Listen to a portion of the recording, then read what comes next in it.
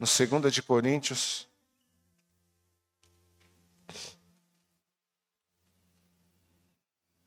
capítulo 5. Nós lemos esse versículo semana passada, mas algo saltou aos meus olhos e eu quero compartilhar com você hoje, dentro desse versículo.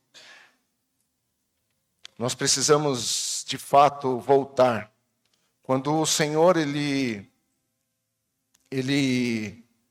escreve uma carta, através do apóstolo Paulo, para a igreja de Éfeso, que está lá em Apocalipse. É interessante que o Senhor, ele chama a igreja, não para avançar, mas para voltar. Naquele momento era um momento de voltar. Voltar o quê? Voltar aos princípios. Voltar a ser igreja. A ser igreja. Então, eu creio que há algo aqui para a gente meditar nessa palavra. Que você possa meditar sobre a sua vida, sobre a sua casa, sobre a sua família. Então, 2 Coríntios, no capítulo 5, a partir do verso 14.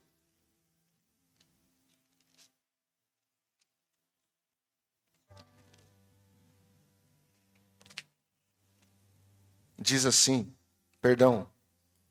isso aí mesmo. Diz assim: de qualquer forma, o amor de Cristo nos impulsiona, porque cremos que Ele morreu por todos, também cremos que todos morreram. Ele morreu por todos, para que os que recebem sua nova vida não vivam mais para si mesmos, mas para Cristo, que morreu e ressuscitou por eles. Amém? Então, irmãos, Paulo está dizendo aqui à igreja que o que impulsiona ele, é o amor de Cristo. Ele falou assim, olha, o amor de Cristo nos impulsiona. O amor de Cristo nos manda para frente. Por quê? Porque nós cremos que Ele morreu por todos. Logo todos morremos. Hoje, o tema da mensagem que eu quero compartilhar é um chamado ao propósito. Um chamado ao propósito. Irmãos, todas as pessoas deveriam ter um propósito de vida. Isso talvez não seja falado, talvez não seja ensinado. Isso deveria estar no projeto de educação na escola. Hoje até tem um projeto de vida na escola, uma matéria que chama assim. Mas todo mundo deveria ter um propósito. O que mais a gente percebe são pessoas que vivem sem ter um propósito de vida. Sem ter um propósito. Se eu perguntar para você agora, para responder em 3 palavras, qual é o teu propósito de vida? Talvez muitos de nós não sabemos responder. A gente, deixa eu pensar. Muitos de nós não temos um propósito de vida. E quem vive sem propósito é como um barco que está no mar à deriva. Ela é levada para onde quer, para onde o vento sopra. Baseado naquela música do Zeca Pagodinho. Deixa a vida me levar, a vida leva eu. Quem vive sem propósito, vive dessa forma. Hoje ela está fazendo isso. E amanhã ela está fazendo outra coisa que não tem nada a ver com o que ela estava fazendo. Hoje ela está aqui. Amanhã, de repente, do nada, ela fala: eu vou para outra cidade. Mas o que você vai fazer lá? Ah, não sei, eu quero mudar. Isso é uma pessoa que vive sem propósito. E, irmãos, propósito define aonde você quer chegar, para onde você está indo. Irmãos, o propósito é como um GPS, é como o Maps, é como o Waze. Você bota, eu vou para lá. Esse é meu objetivo. Eu vou para lá. E o GPS, ela define os melhores caminhos, ele te dá as melhores sugestões para você chegar lá. E pode ser que no meio do caminho, ele mude sua rota. Pode ser que no meio do caminho o GPS vê que ali vai ter um engarrafamento, ou que aconteceu um acidente, ou que aconteceu uma coisa, e ele muda o seu caminho. Mas ele não muda o seu destino. Ele pode mudar o seu caminho, mas ele não vai mudar o seu destino. Por quê? Porque você tem um propósito. O problema, irmãos, é que nós não sabemos lidar com isso. Por quê?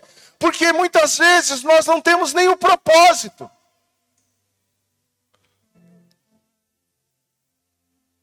É como eu pegar um carro, encher o tanque e sair. Para onde você está indo? Não sei, até onde a gasolina do tanque der. E eu gostaria que você pudesse meditar hoje na sua vida. Qual é o teu propósito? Até hoje, você chegar aqui nessa manhã, qual é o teu propósito? Ah, não sei. Eu sei que eu quero ganhar mais dinheiro. Para quê? Vai cooperar no seu propósito? Não, mas é porque eu vi os negócios, eu achei legal, então eu quero comprar. Irmão, você já foi no mercado sem propósito? Você compra o que não precisa e esquece o essencial.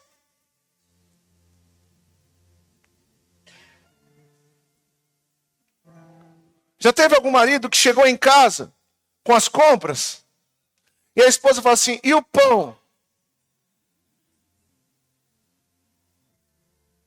Você já viu aquela piada assim que fala assim? A mãe chega pro Joãozinho e fala assim: olha, vai na padaria e compra 6 pães. Se tiver ovo, você traz 12. Aí o Joãozinho chega em casa com pão. O que é isso, Joãozinho? São 12 pães. Mas e o ovo? Tinha, por isso eu trouxe 12. Sem graça, né? Mas é porque ele olhou e ele viu, tem ovo, me dá 12 pães. Isso é viver sem propósito. Irmão, já aconteceu algumas vezes, é raro acontecer isso. Irmão, uma vez eu saí para fazer um orçamento, saí de Jarinu para fazer um orçamento em Campo Limpo. E eu fui, irmão. Peguei meu carro, fui para Campo Limpo. Cheguei em Campo Limpo, passei no centro da cidade. Quando eu cheguei em casa, a Andresa falou assim: você fez o orçamento da Jana? Eu falei: putz. Falei: Leonardo, você foi para Campo Limpo para fazer o quê? Eu falei: o orçamento. Você não fez? Eu falei assim: esqueci. Mas você passou onde? Irmão, de verdade, eu não passei em lugar nenhum. Eu estava com a cabeça, de vez em quando dá um giro. Então, irmãos, vamos voltar para o propósito? O propósito, o que significa essa palavra? É a intenção, objetivo ou motivo do porquê. motivo por trás da ação, representando o que impulsiona alguém a agir por desejo próprio e não obrigação. Então, irmãos, propósito é o que me move. Propósito é o que me faz abrir os olhos todos os dias. E que isso tem a ver com essa palavra? Essa palavra, ela mostra o propósito pelo qual Jesus morreu na cruz. E é muito louco isso, irmãos, é muito radical. O propósito de Jesus para as nossas vidas é muito radical. E ele está no versículo 15, ele diz assim, ele morreu por todos, bota aí o versículo 15. Ele morreu por todos, para que os que recebem sua nova vida não viva mais para si mesmos, mas para Cristo. Então o propósito de Cristo morrer na cruz do Calvário, ele pagou o preço que nós celebraremos aqui hoje pelos nossos pecados. E para estabelecer na nossa vida um propósito. Deus nos chama para um propósito. Deus nos chama para um propósito. E esse propósito, irmãos, ele sim, querido, ele é radical. Ele é radical, meu irmão. Por quê? Porque ele fala agora, aqueles que recebem essa nova vida, ou seja, esse novo propósito, não viva mais para si mesmo, mas viva para Cristo. Então, irmãos, a verdade é que o Senhor está convocando aqueles que agora se tornaram filhos para viver uma nova vida. E se nós dermos sequência a essa leitura, nós vamos saber o que é essa nova vida. Essa nova vida é que agora nós somos embaixadores de Cristo. Como se o próprio Cristo fizesse o seu apelo por meio de nós. Ou seja, o meu propósito agora é o propósito de Pedro. Não mais serão pescadores de peixe, mas agora eu tenho um propósito. Você vai se tornar um pescador de vidas, de pessoas. E sabe, irmãos, a gente precisa, não é reconfigurar nossa rota, é reconfigurar o nosso destino. Porque quem vai estabelecer a rota é o Senhor. Nós não estamos falando de um lugar físico, nós estamos falando de um destino espiritual. Ei, meu irmão e minha irmã, não tem para onde correr. Deus nos chamou para uma vida agora cujo propósito é espiritual. Cujo propósito é espiritual, não é um propósito humano e carnal. Jesus não morreu para nos dar carros, casas, joias e demais coisas. Não foi para isso que ele morreu. Só que, irmãos, isso foi que nós, a igreja, quando eu falo nós, eu estou falando de uma igreja global, porque se nós fazemos parte, as responsabilidades são nossas. E aí nós, irmãos, nos desviamos dos caminhos, sim. E começamos a olhar como Cristo como um benefício pessoal. Como benefício pessoal. Deus vai me prosperar. Deus vai me dar uma casa confortável. Eu não estou falando que Ele não faz essas coisas, irmãos. Nós vamos ver na palavra que Ele faz o que for preciso. Para que a gente possa cumprir o propósito. Ele faz o que for necessário para que a gente possa cumprir o propósito. Sabe, irmãos, eu vou falar uma coisa como um testemunho de vida recente. Porque, como ser humano, recentemente plantei uma empresa que hoje eu entendo. Tirou os meus olhos do propósito de Deus para a minha vida. Agora, sabe qual que é o problema, irmãos? Todas as vezes que a gente quer andar no natural, os danos acontecem. Por quê? Porque Deus é mau? Não. Porque a gente tira os olhos do propósito. Porque a gente tira os olhos do propósito. E a igreja, irmãos, ela precisa entender esse lugar de arrependimento. Esse lugar de arrependimento. E voltar para o propósito. Pode trazer. E voltar para o propósito, irmãos. Quem está me entendendo? Deixa eu falar para você. Deus tem um propósito para a sua vida. Deus tem um propósito para a sua vida. Sabe, eu estou lendo os profetas menores. E tem um momento que o Senhor diz assim: acaso é tempo de as suas casas estarem estocadas, abastadas, todas lindas e maravilhosas, e a minha casa está destruída e vazia? O que aconteceu ali, irmãos? O que aconteceu ali? Deus virou um amuleto de prosperidade, o povo prosperou e foi viver a sua vida. E o Senhor, Ele não é um amuleto de prosperidade, Ele é a prosperidade. Ele é a prosperidade. Então escute, irmãos. Deus, Ele quer realinhar o nosso propósito para estabelecer o nosso futuro.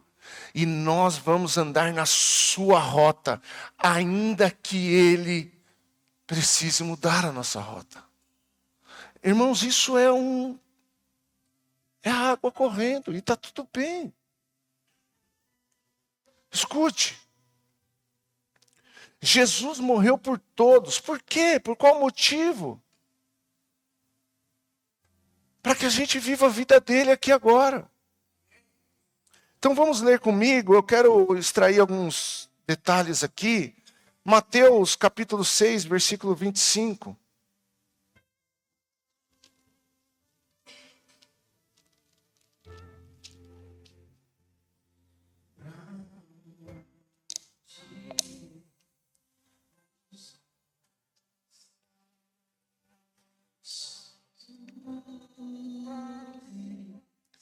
Palavra.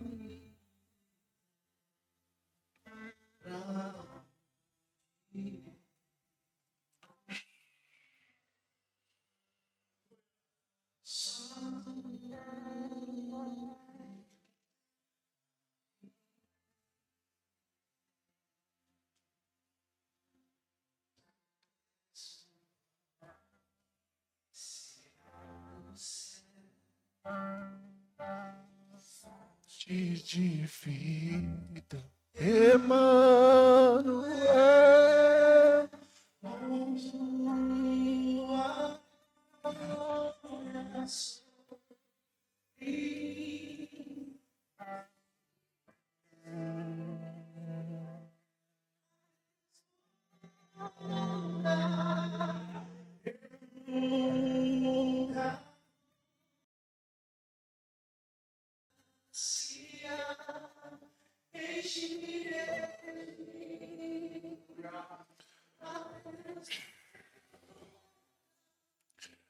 Diz assim a palavra do Senhor: por isso lhes digo, versículo 25 de Mateus 6.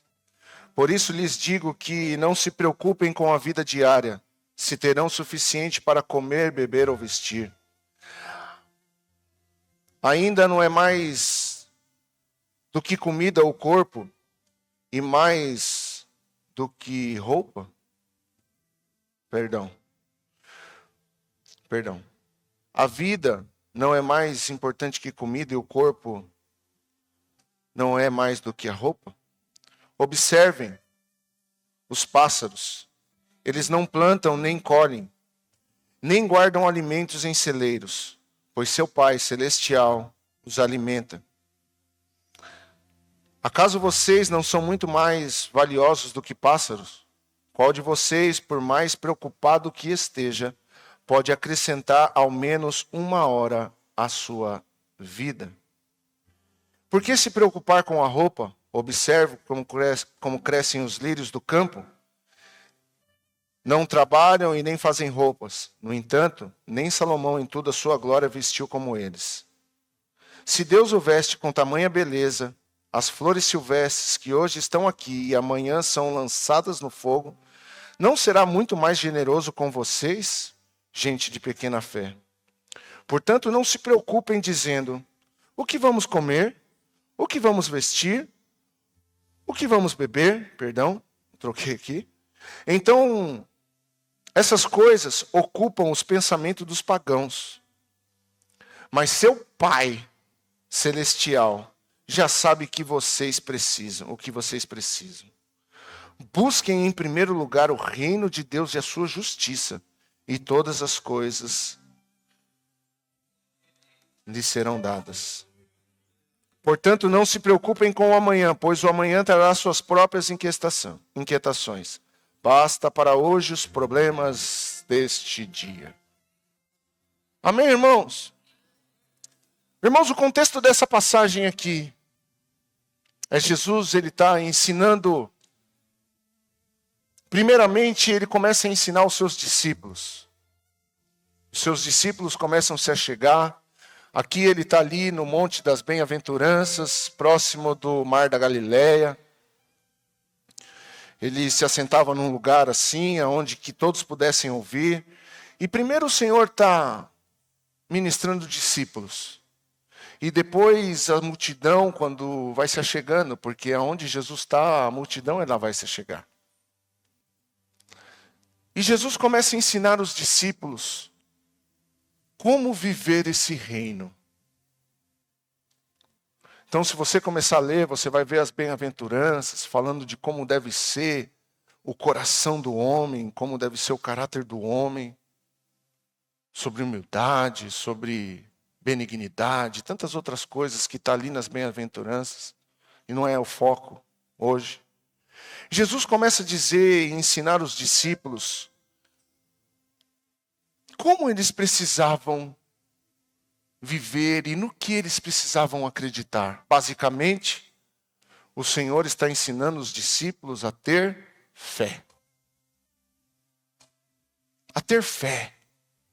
Porque, irmãos, eu fico imaginando para esses homens, como Pedro, por exemplo, Tiago e João, que estavam num barco, passaram uma noite sem pesca, e isso era uma tragédia para eles, financeiramente. Era uma tragédia. Jesus entra no barco, faz o que fez, e aí o Senhor, ele faz um chamado para esses homens.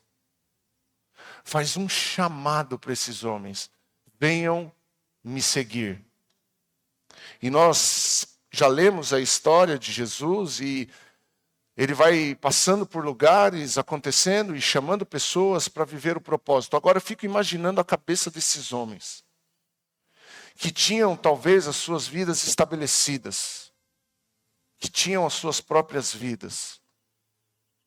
Naquele tempo, irmãos, a questão religiosa ela era muito fechada.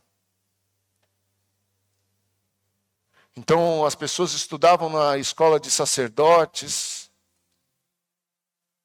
Desde pequeno eles estudavam para poder servir nas sinagogas. E interessante que esse ensino de Jesus não foi dentro da sinagoga, foi fora da sinagoga. Foi fora da sinagoga. E Jesus também ensinava nas sinagogas, mas essa conversa ele teve fora da sinagoga. Por quê, irmãos? Porque para fazer parte, e essa cultura o povo judeu ele tem até hoje. É um povo seleto, de pessoas seletas, para servir nas sinagogas. E Jesus, ele vai e começa a ministrar. Como que vocês vão viver aqui? Então, o Senhor, Ele traz, eu creio que um bálsamo para o coração deles. Eu creio que Deus, Ele traz um bálsamo para o coração deles quando Ele começa a ensinar. Porque certamente Jesus havia escutado questionamentos. O que nós vamos comer? O que nós vamos beber? O que nós vamos vestir? Certamente isso estava sendo questionado. Ainda que dentro do coração das pessoas, porque Jesus conhece o coração das pessoas. Diversas vezes a gente vai ver que Jesus sabia a intenção, porque ele escutava o que as pessoas estavam pensando. Agora veja bem, queridos, certamente havia uma preocupação. Como que vai ser esse negócio de servir a Jesus? Vou falar em outras palavras, como que vai ser esse negócio de mudar de propósito? Mudar de propósito. Como que vai ser esse negócio de aceitar o chamado de Cristo? Como que vai ser esse negócio? Porque, sabe, irmãos, parece que a igreja moderna é uma igreja que nós esquecemos que existe uma chamada de Deus para a igreja. Existe uma chamada de Deus para a igreja. Essa é a razão e o motivo de nós sermos igreja. Há uma chamada, há um comissionamento para a igreja. Esse comissionamento para a igreja não é venham e se tornem melhores que os outros, venham e tenham mais dinheiro, venham e tenham casas maravilhosas, venham e possam ter condições agora de comprar joias e coisas. Não é isso. A chamada para a igreja, irmãos, é uma chamada de nós reconciliarmos as pessoas com Cristo. Posso ouvir um amém? Reconciliar as pessoas com Jesus.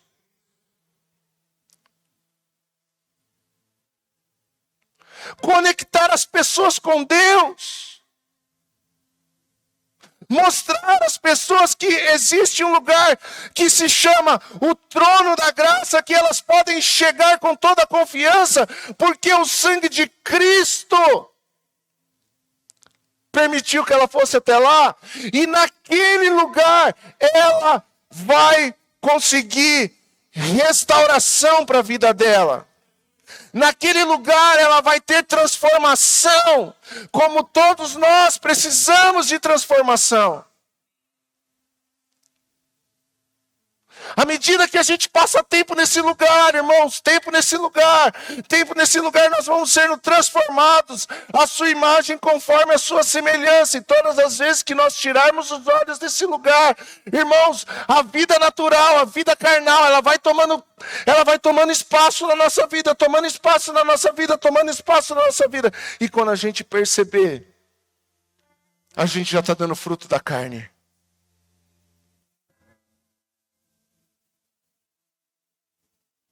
E todos nós precisamos entender isso, irmãos. Todos nós, a Bíblia diz assim, aquele que está em pé, cuide para que não caia.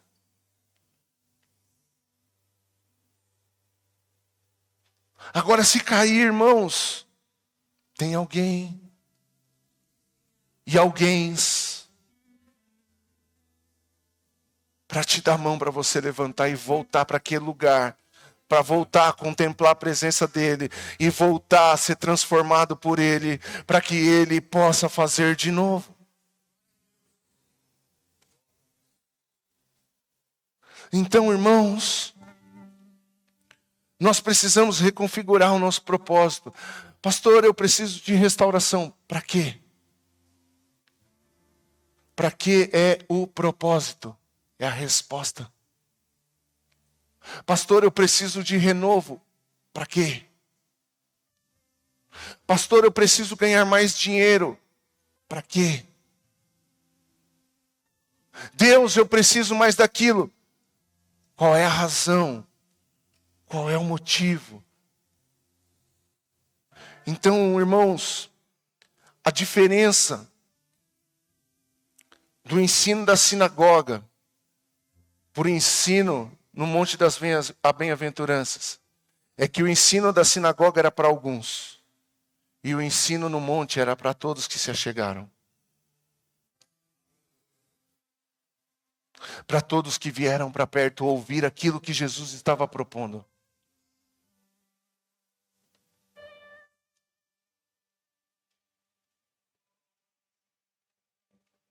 Então, o ensino da sinagoga era vocês que vão. O ensino de Jesus é nós que vamos. O ensino de Jesus é vamos nós. Vamos nós.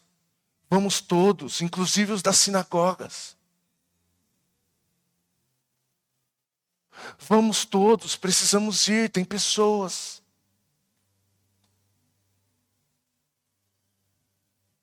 Agora, sabe, irmãos, essa é uma jornada espiritual e que ela não é fácil.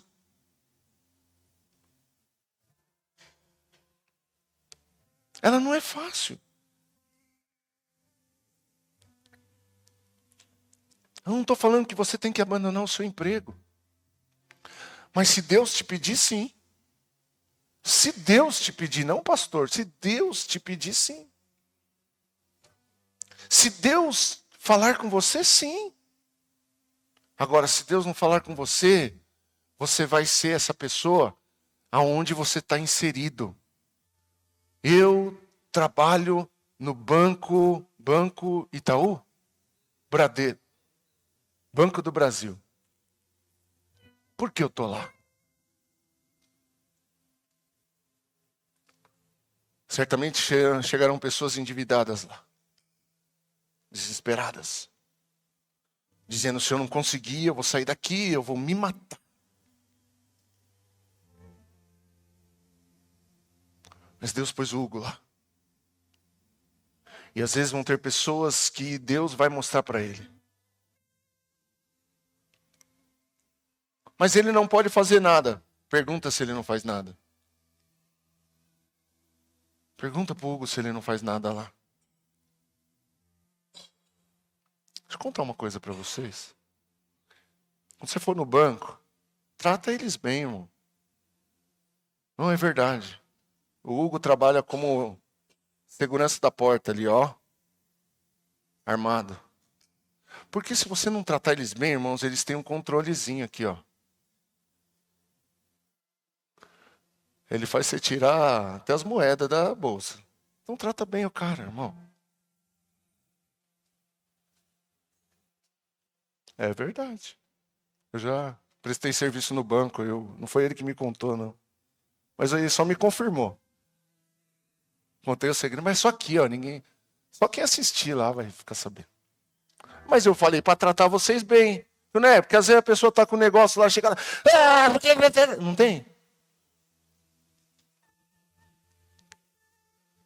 Então, irmãos, Deus colocou você no caminhão.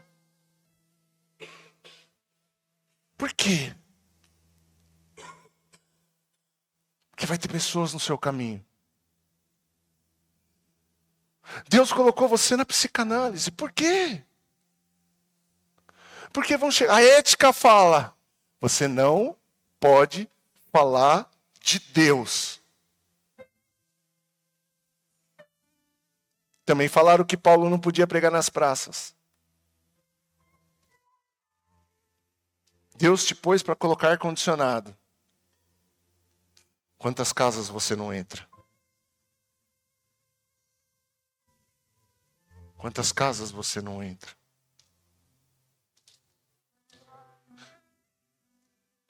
Deus te deu uma sorveteria.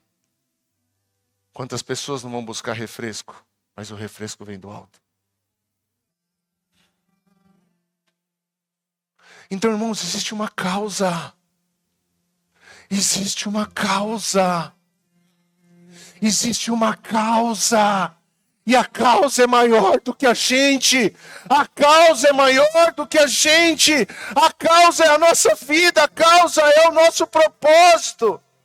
Ah, Deus colocou a pastora Cleide lá dentro da Pai. Para quê? Porque chegam mães lá, desesperadas.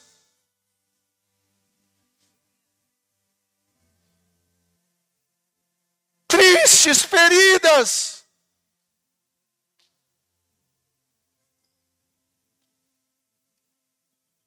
Esse dia eu estava falando com a minha irmã. Falei, para que tem a sua empresa? Por que você tem um buffet? Será que você está disposta a fazer uma festa para quem não tem dinheiro?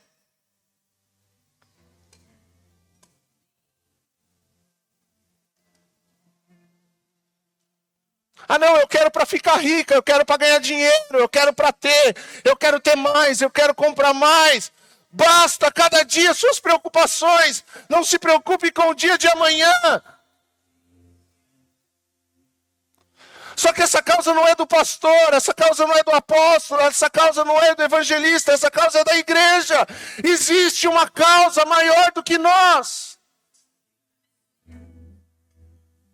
Agora é fácil? Não, Jesus estava explicando que não seria fácil. Mas irmãos, a nossa guerra não é contra pessoas, é contra espíritos e potestade das trevas. Mas Ele vai cuidar de você nessa jornada, porque Ele fala, não se preocupe, não fique com medo, eu estou com você, busque o meu reino e a sua justiça, meu irmão. Sabe onde a gente cai, irmão? Você viu o teaser aqui? O diabo ele quer nos distrair.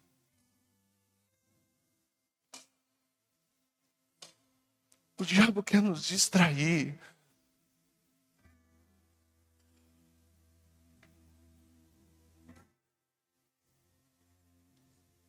Nós precisamos voltar para a causa, somente para a causa. Você está dentro de uma escola. Por quê? Para quê?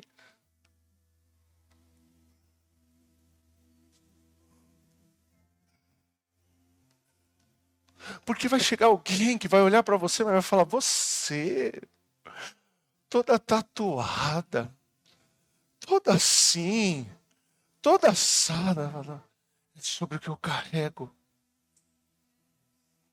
Jesus pode mudar a sua história. Como Ele está mudando a minha história.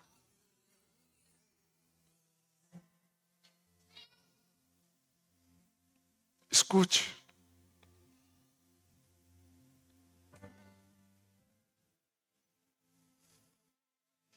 Quando Jesus nos chama, Ele não nos chama por uma causa natural, Ele nos chama para uma causa espiritual. Ele nos ensina a morrermos para nós mesmos e viver para Ele e por Ele. Isso implica, em renunciar ao nosso propósito natural e viver o propósito espiritual dele. Você está estudando? Continue estudando, mas bota uma causa nisso aí.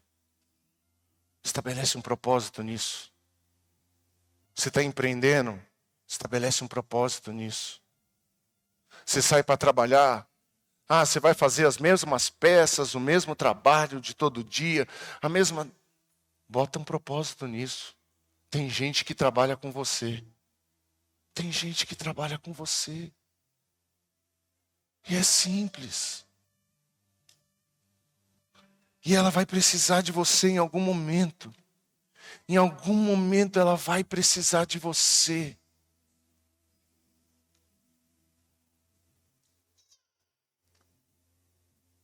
Um dia desses aluno me contou um negócio. Eu vou contar aquilo. Posso? Eu já falei, né, que vou contar. Lá do seu emprego, lá que você falou com o seu chefe. Pode ou não pode? Aqui. Se não puder, eu não falo. Não, você está falando sério mesmo. Se for implicar no seu trabalho.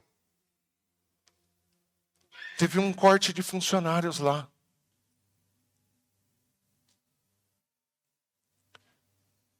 E aí a Lu olhou umas pessoas tão necessitadas de dinheiro sendo mandada embora. Não que ela não precise. Mas quando a pessoa comunicou que foi desligada, ela foi até o chefe dela e falou assim, a próxima mãe de família que você for mandar embora, me manda no lugar dela.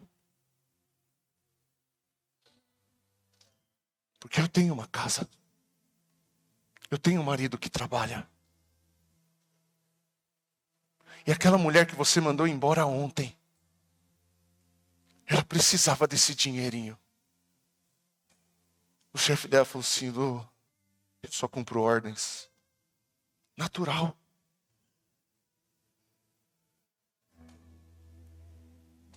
Sabe, irmãos,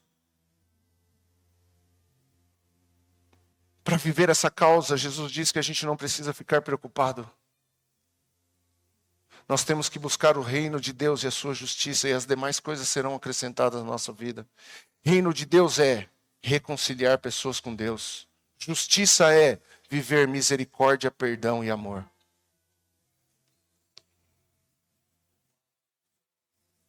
Misericórdia, perdão e amor.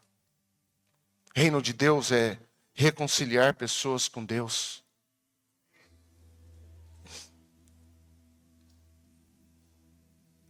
Então, irmãos,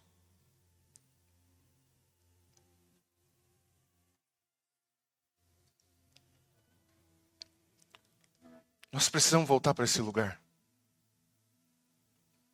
A gente precisa voltar para esse lugar. A gente precisa voltar para esse lugar. Um lugar de olhar além do que os nossos olhos podem enxergar. Além do que os nossos olhos podem ver, porque os nossos olhos, ele vai enxergar o natural. A mente de Cristo vai fazer a gente enxergar aquilo que Deus quer que a gente enxergue. Deus tem um propósito na sua vida. Aceite o propósito dele para a sua vida. O reino de Deus não é comida, bebida. Não. E talvez você esteja hoje aqui dizendo assim, mas Deus vai usar eu? É você mesmo. É impossível Deus me usar. É você que Ele quer usar.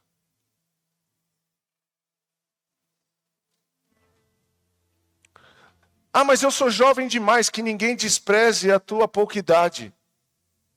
Deus quer usar essas crianças.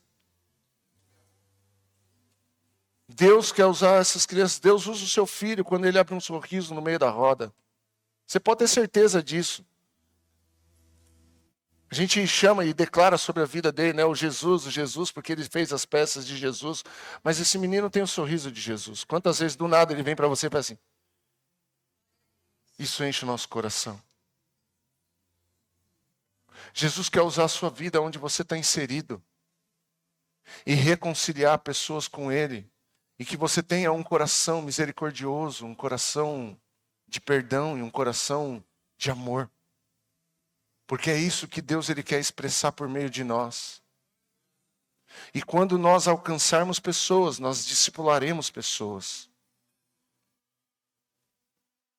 Então,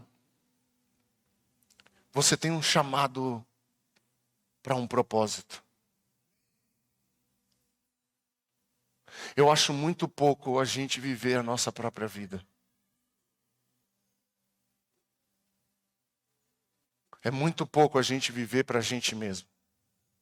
É muito raso isso. É muito raso isso. Eu respeito, irmãos, todo tipo de igreja. Respeito mesmo. Igreja de verdade, eu respeito.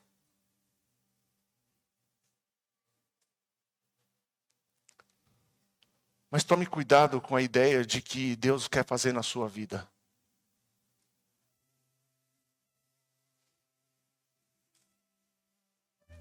Isso pode se tornar muito egoísta. Eu não estou falando que Ele não faz na tua vida. Com certeza Ele faz em você para fazer através de você. Mas tome cuidado com o ambiente de sou eu. Deus vai fazer na minha. Eu.